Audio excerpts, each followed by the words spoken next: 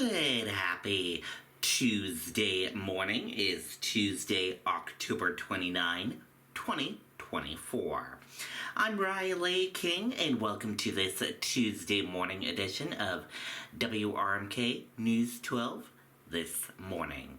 Let's begin right now. We have a lot of news to get to this Tuesday morning, so let's get started. First up, car crashes into Subway restaurant in downtown Dover.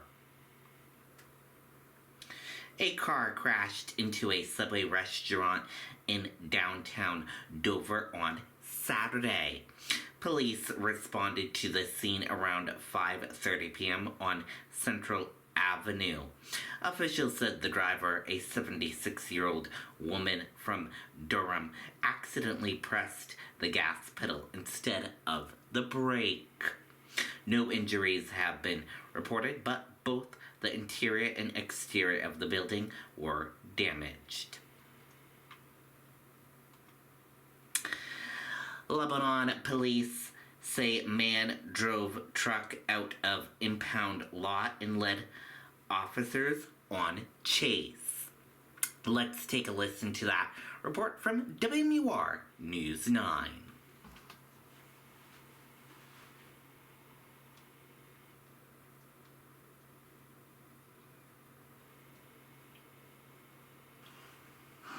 Lebanon police say 39-year-old Robert Stark made his way into this secure vehicle impound lot around 8:30 Saturday night. They found him in the driver's seat of that white truck you see in the back corner. That's his, impounded after a DWI arrest, and is currently awaiting a search warrant execution. Stark driving away through the open gate after officers say they tried to get him out of his impounded pickup truck. He allegedly drove recklessly on Dartmouth College Highway at high speeds. Stark finally stopped in Canaan after a be on the lookout notice from the department. There was half a dozen officers on scene, along with 2 canine units. So once his truck was located, and he was seen to be inside the truck, he was non-compliant. Police Chief Philip Roberts noting this is the second time in 2 years a suspect has breached the law.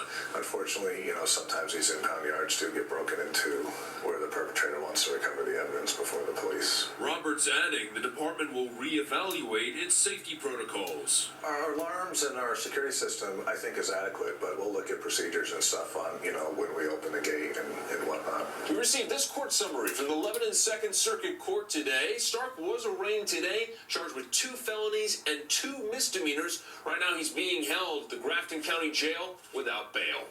In Lebanon, John Schoenheider, WMUR News 9. Okay, and there you go on that report.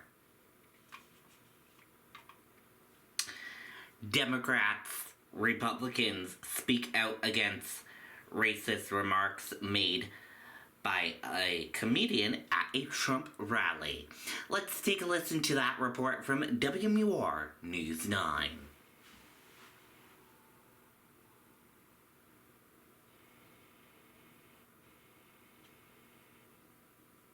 That way, don't really understand who we are as people. That was a totally inappropriate comment and joke. The campaign, as well as myself, have all disowned it.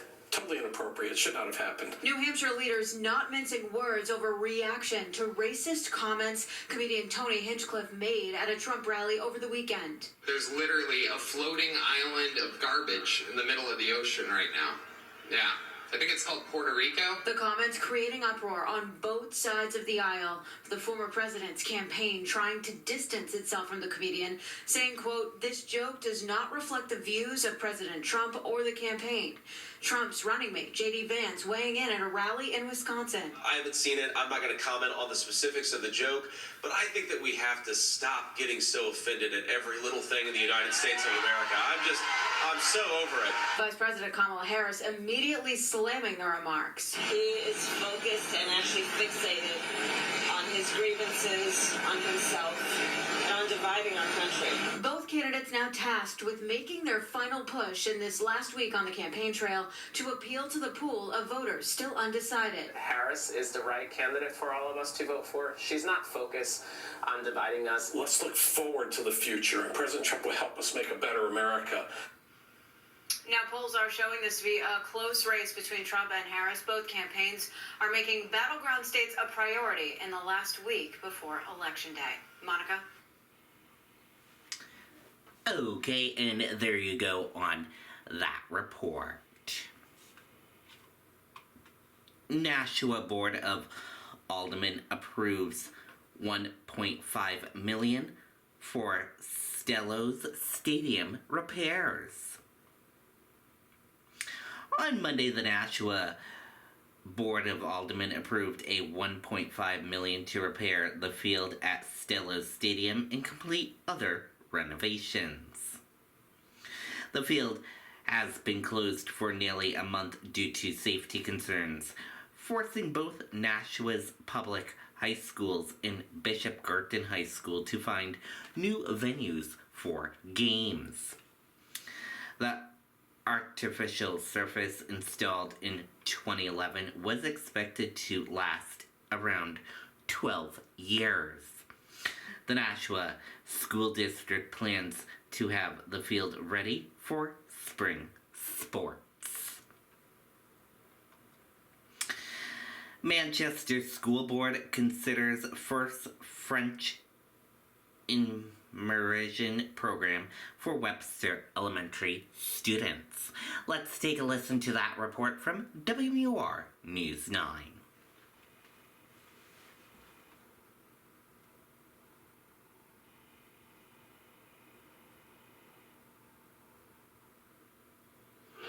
There is a plan on the table to bring a French dual language immersion program to Webster Elementary. That would be the first of its kind in the district. And tonight, we heard from school board members talk about a path forward for this proposal. The possibility of a new French dual language immersion program is on the table for Webster Elementary, where up to 80% of all subjects would be in French, the rest in English. I think it's something that this board agrees is really important to the mission of our city, especially given our diverse voices within the city at the student level. In Manchester, more than 36,400 people age 5 and up speak Spanish at home, and 15,000 speak French at home. Manchester just started a Spanish immersion program at Bakersfield this school year. It's the only dual language immersion program in the state. It's something that marks this as unique within the state. Supporters also say research shows students in dual language programs tend to perform better than other students. But some board members say it's too soon to take focus away from the Spanish program. We're still working out some of the kinks there. So I was worried about just in the district, now we're spreading ourselves across two different programs that we're really trying to work out when we still haven't necessarily mastered the first one. Others say while more information is needed before moving forward, it's an idea worth investigating. I think we can bring forward a budget, interest in our plan, and then an honest update as to where we are for rollout in the fall. The new French language program could be coming to Webster as early as next year if the school board decides it's a viable option when they meet in December. In Manchester, Isabel Litters, WMUR News 9. Okay, and there you go on that report. Secretary of State urges absentee voters to mail ballots early ahead of the election. Voters casting absentee ballots are encouraged to mail their ballots as soon as possible.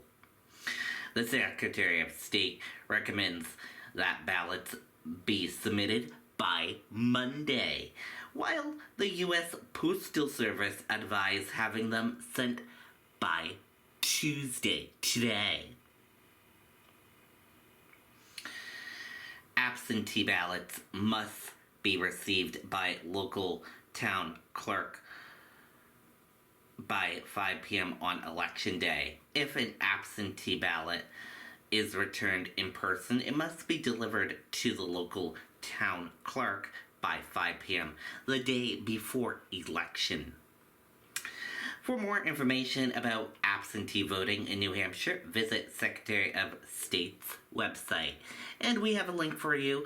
You can head over to our social media account and find that link in this article.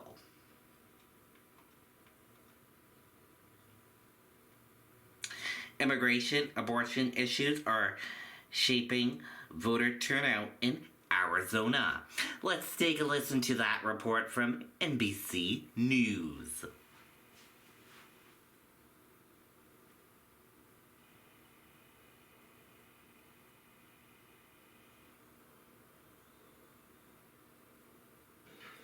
In battleground Arizona, two issues are shaping two sides of one very divided political race. So this is the first election that you have done what you're doing? Absolutely. Outside Phoenix, abortion access advocates going door to door. Hi there. Targeting registered Democrats who don't always vote, thinking this is the issue that might change that.